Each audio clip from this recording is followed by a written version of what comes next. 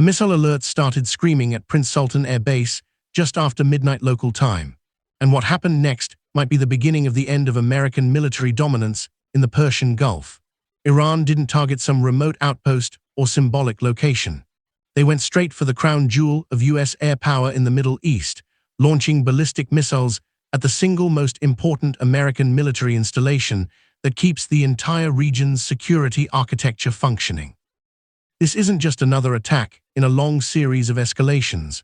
This is Iran directly challenging the foundation of American military strategy that has defined Middle Eastern security for the past 3 decades. And the fact that those missiles got close enough to trigger emergency defensive measures tells us something deeply troubling about where this conflict is heading. Oil markets are already reacting, with prices surging past levels we haven't seen in months. Defense contractors are scrambling to accelerate interceptor missile production, and military planners in Washington are having conversations they hoped they'd never need to have about whether America can actually defend its bases against sustained Iranian missile barrages. Welcome back to Life Outline, where we break down the military and economic events reshaping our world in real time. What you're about to learn over the next few minutes could fundamentally change how you understand America's position in the Middle East and why your gas prices might be about to explode. If you want to stay ahead of these developments that mainstream media won't fully explain until it's too late, hit that subscribe button right now and ring the notification bell, because this situation is evolving by the hour and you need accurate, detailed analysis, not sound bites and speculation. Prince Sultan Air Base sits in the desert of central Saudi Arabia, about 70 miles southeast of Riyadh.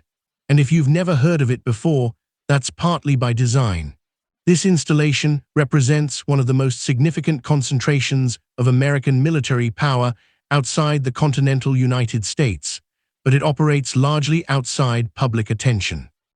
The base covers an area larger than many American cities, with multiple runways capable of handling everything from fighter jets to massive cargo aircraft, hardened aircraft shelters that can protect planes from attack, extensive munitions, storage facilities, and some of the most sophisticated command and control systems in the entire Department of Defense inventory. When American pilots launch strikes anywhere in the region, when cargo planes deliver critical supplies to forces across the Middle East, when intelligence analysts track threats from Yemen to Syria, Prince Sultan Air Base is very often at the center of those operations. The strategic importance of this base cannot be overstated, and understanding why Iran chose this target tells you everything about their strategic thinking. Prince Sultan isn't just another military facility. It's the logistical and operational hub that makes sustained American military operations in the Gulf possible. The base hosts the Combined Air Operations Center for U.S. Central Command, essentially the nerve center that coordinates all air operations across the entire region. Fighter squadrons stationed there can reach any target in Iran within minutes. Tanker aircraft based there extend the range of American and Allied aircraft operating throughout the Middle East. And the missile defense systems deployed there protect not just the base itself, but provide an umbrella of protection for critical Saudi infrastructure, including oil facilities that keep global energy markets functioning. What makes this attack particularly significant is the weapons system Iran chose to employ. Ballistic missiles aren't like the drones and rockets that proxy forces have used in previous attacks. They're state-level weapons that require sophisticated technology, extensive infrastructure, and represent a clear escalation in the level of force being employed. The missiles launched at Prince Sultan were reportedly medium-range ballistic missiles, possibly variants of the Shahab-3 or more advanced systems capable of carrying substantial warheads at speeds that make them extremely difficult to intercept. These aren't weapons you use for harassment or symbolic gestures. They're designed to destroy hardened targets and inflict maximum damage on military installations. The defensive response at Prince Sultan Air Base was immediate and dramatic, with Patriot missile defense batteries engaging the incoming threats in what witnesses described as a spectacular light show visible from miles across the desert. The Patriot system, specifically the PAC-3 variant deployed at the base, represents some of the most advanced missile defense technology in the American arsenal, capable of tracking and intercepting ballistic missiles at various stages of their flight. But here's what most people don't understand about missile defense, and it's crucial for grasping why this attack matters so much. These systems are incredibly expensive to operate and have a limited number of interceptors available at any given time. Each Patriot interceptor missile costs approximately $4 million, and a typical battery might have only 32 ready to fire at any moment. When you're facing a salvo of incoming ballistic missiles, you typically fire 2 interceptors at each target to ensure a kill, meaning that inventory of defensive missiles can be exhausted frighteningly quickly. The question that's keeping military planners awake right now is what happens when the interceptors run out, and that's not a theoretical concern anymore. Iran has demonstrated both the capability and willingness to launch sustained missile barrages, and they have an arsenal of thousands of ballistic missiles of various ranges. If they decide to conduct repeated strikes against Prince Sultan or other critical installations, the mathematics become genuinely alarming. The United States and Saudi Arabia can't simply produce more interceptor missiles overnight. These are complex weapons that require months to manufacture, and the production lines are already stressed trying to supply systems to Ukraine, replenish stocks sent to Israel, and maintain readiness for potential conflicts in the Pacific. This creates a window of vulnerability that Iran clearly understands and appears ready to exploit. The immediate impact on oil markets was predictable, but no less significant for being anticipated. Within hours of the attack, crude prices jumped by over 7% in Asian trading, with Brent crude pushing past $95 per barrel and West Texas Intermediate approaching $90. These aren't just numbers on a screen. They translate directly into higher prices at gas pumps across America, increased costs for airlines that get passed on to travelers, and inflationary pressure throughout the entire economy. The energy markets are pricing in not just this single attack, but the possibility of sustained Iranian strikes against Saudi oil infrastructure, potentially taking millions of barrels per day offline and triggering the kind of energy crisis that could push the global economy into recession. Saudi Arabia's response to this attack puts them in an extraordinarily difficult position that could determine the future of the entire region. For years, the Saudis have been trying to balance their security relationship with the United States against their desire to avoid direct confrontation with Iran. They've watched as Iranian proxies attacked their oil facilities, their airports, and their cities, generally responding with restraint to avoid escalation. But a direct ballistic missile attack on the most important American base on their territory crosses new red lines and demands a response. The question is whether that response comes in the form of Saudi strikes on Iranian targets, which could trigger massive retaliation against Saudi oil infrastructure, or whether Riyadh continues to pursue diplomatic solutions even as missiles fall on their territory. The technical details of the missile strike reveal sophisticated planning and intelligence gathering by Iranian forces to target Prince Sultan Air Base effectively. Iran needed detailed information about the facility's layout, the location of critical assets, and the coverage patterns of defensive systems. This isn't information you can get from Google Earth. It requires human intelligence, signals, intercepts, and possibly cyber infiltration of military networks. The fact that Iran could plan and execute this strike suggests their intelligence capabilities are more advanced than many analysts previously assessed, and that has implications far beyond this single attack. If Iran has penetrated American and Saudi operational security to this degree, every military facility in the region needs to reassess its vulnerability. The strain on American military resources is becoming increasingly apparent, and this attack exacerbates an already challenging situation. The United States is currently supporting Ukraine's defense against Russia, maintaining deterrence against China in the Pacific, and now facing escalating threats in the Middle East. Each of these theaters requires sophisticated weapon systems, trained personnel, and logistical support that can't simply be shifted from one region to another without creating dangerous gaps. The missile defense systems protecting Prince Sultan, for example, can't be moved to protect other facilities without leaving the base vulnerable. But keeping them in place means other critical locations remain exposed to attack. This strike also exposes fundamental challenges in the American strategic position that have been building for years, but are now becoming impossible to ignore. The entire American security architecture in the Middle East is built on a relatively small number of major bases that serve as hubs for military operations across the region. Prince Sultan, Al Uwait in Qatar, Al Dhafra in the UAE, and a handful of others are essentially irreplaceable nodes in the network that projects American power. If these bases become untenable due to sustained missile attacks, the entire American position in the region could unravel rapidly. Iran clearly understands this vulnerability and appears to be testing whether the United States has the resources and resolve to defend these critical installations under sustained pressure. The coordination between this attack and other Iranian actions across the region suggests a comprehensive strategy rather than isolated incidents. Intelligence reports indicate increased activity by Iranian proxy forces in Iraq, Syria, Lebanon, and Yemen, all timed to coincide with the missile strike on Prince Sultan. This multi-domain approach forces the United States and its allies to defend multiple fronts simultaneously, stretching resources and attention to the breaking point. It's a strategy designed to exploit the fundamental challenge of defending fixed installations against an adversary with mobile missile systems and multiple attack vectors. For the Biden administration, this attack creates a cascade of difficult decisions with no good options.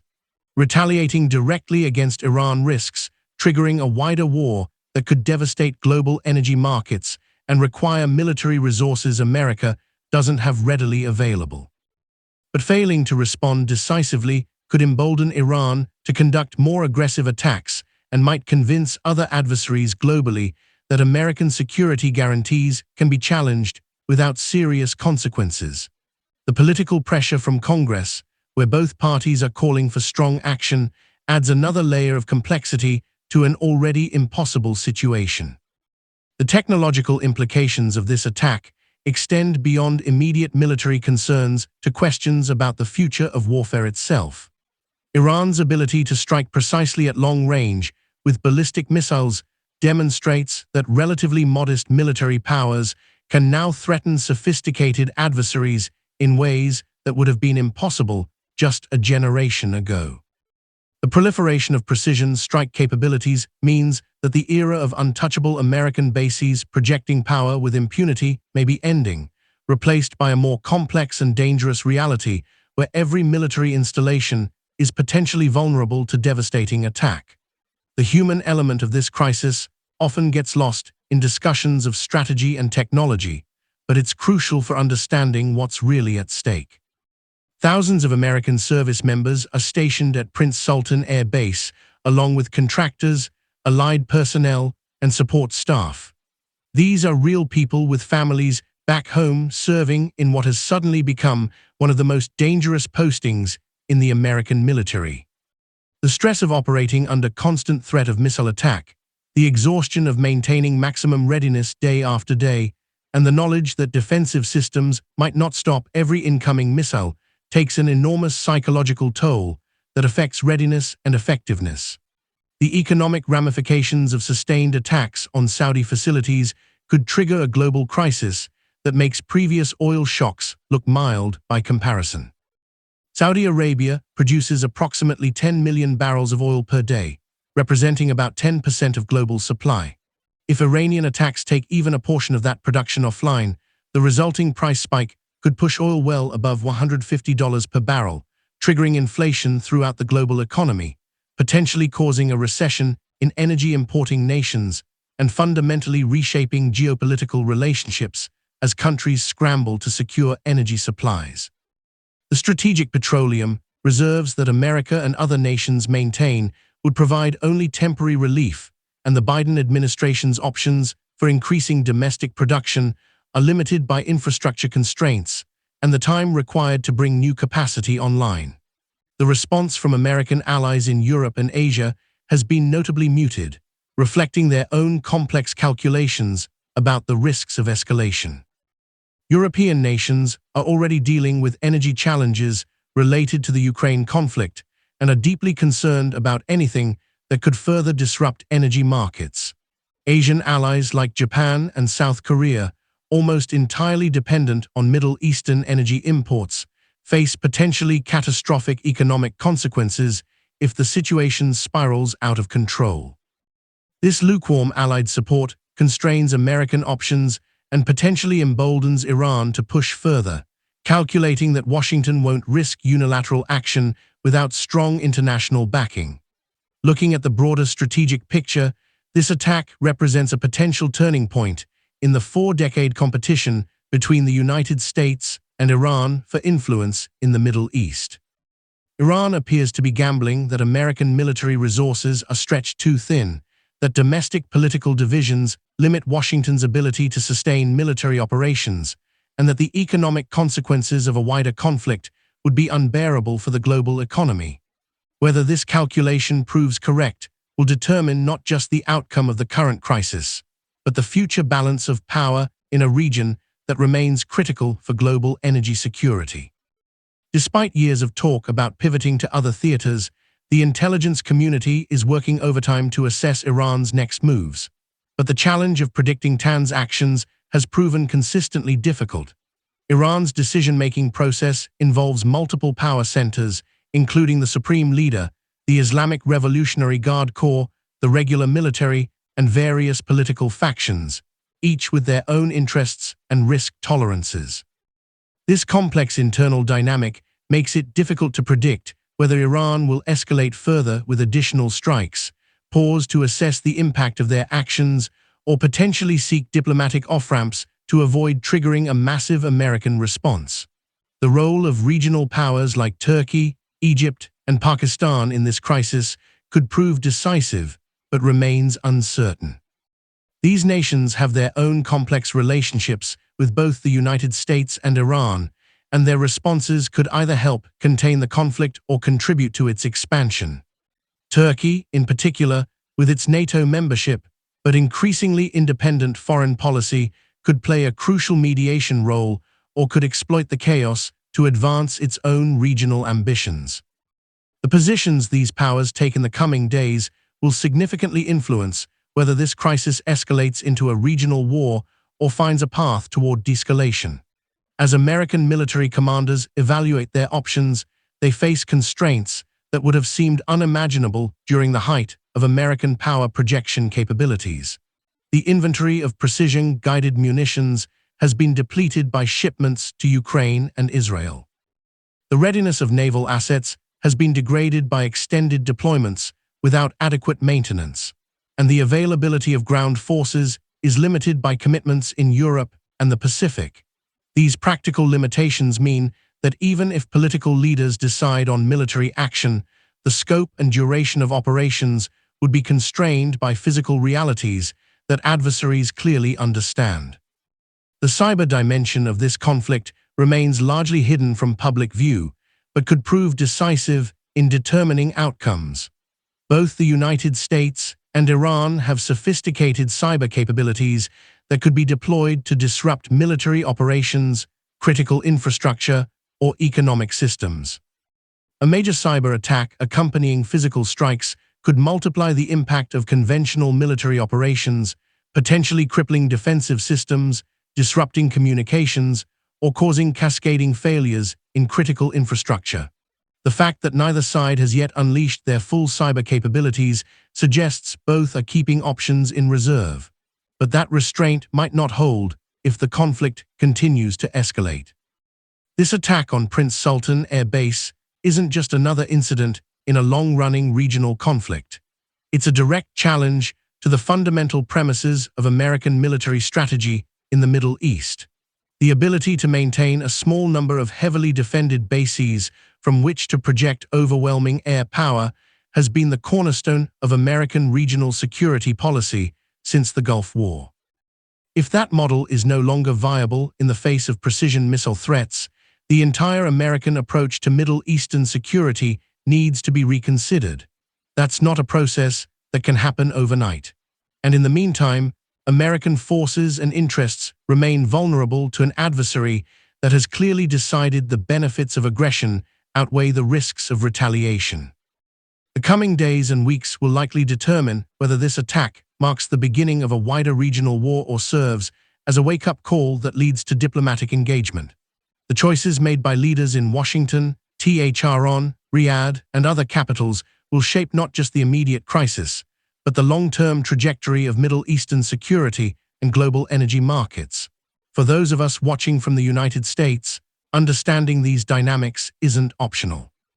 The outcomes will directly affect everything from what we pay at the gas pump to whether American service members come home safely to their families. War and Wealth will continue tracking this story as it develops, bringing you the detailed analysis and honest assessment that this critical situation demands. If this breakdown helped you understand what's really at stake here, share it with someone who needs to see it. The mainstream media is giving you sound bites and speculation, but this is the kind of detailed analysis people need to truly grasp what's happening. Drop a comment below and let me know what you think America's response should be. Can we afford another Middle Eastern conflict while facing challenges in Europe and the Pacific? Or does Iranian aggression leave us no choice but to respond with force? Your perspectives matter, and the discussions in our comment section often provide insights that shape our future coverage. Subscribe if you haven't already. Hit that notification bell and stay with us because this crisis is far from over and the next development could change everything. This is Life Outline, and we'll see you in the next.